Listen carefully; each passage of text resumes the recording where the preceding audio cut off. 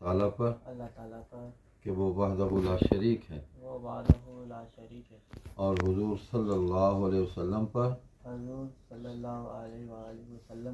حضرت محمد اللہ کے آخری نبی آخری رسول ہیں.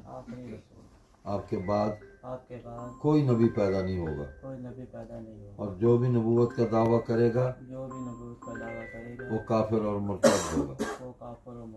مرزا غلام قادیانی اپنے دعوی نبوت کی وجہ سے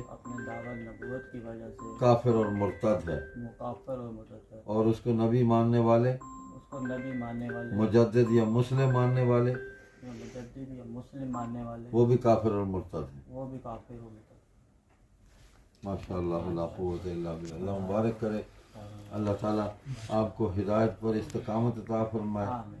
ان حضرات سے جڑے رہیں.